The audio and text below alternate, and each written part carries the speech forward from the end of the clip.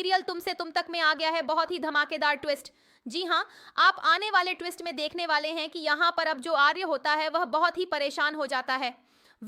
यहाँ पर अब मानसी और हर्ष छुपके से पहुंचने वाले हैं डॉक्टर के पास और करवाने वाले हैं डीएनए टेस्ट।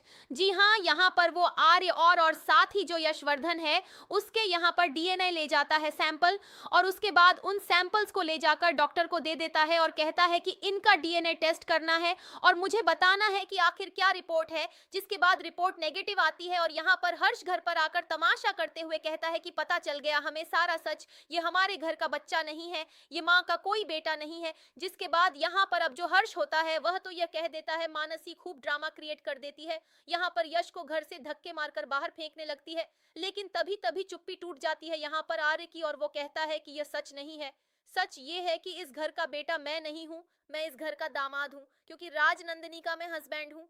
ये सुनने के बाद शौक रह जाता है अब हर कोई यहाँ पर, और मानसी उसे तो और बड़ा झटका लगता है कि राजनंदिनी कौन है, और हर्ष वो भी भूल चुका है राजनंदिनी को। तो इसके बाद यहाँ पर और भी ज्यादा इंटरेस्टिंग ट्विस्ट देखने को मिलता है। जी हाँ, माँ ने ये सारा सच इन लोगों से आज तक इसीलिए छुपा कर रखा है क्योंकि ये सच जब भी इस घर का बाहर निकलेगा तो बहुत सारी तहस नहस हो जाएगी, और वही सब होना शुरू हो गया है। एक तरफ जहां अनु को जब यह सब पता चला तो अब वो सबसे पूछने वाली है कि आखिर इतना सच क्यों छुपाया गया।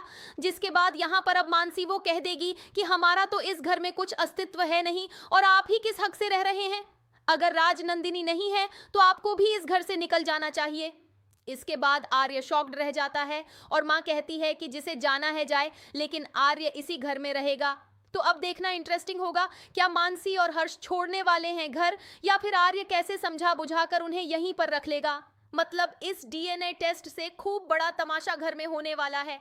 तो भाई आप हैं कितने एक्साइटेड, हमें कमेंट जरूर करें। ऐसी खबरों से जुड़े रहने के लिए हमारे चैनल को जरूर सब्सक्राइब कर लें।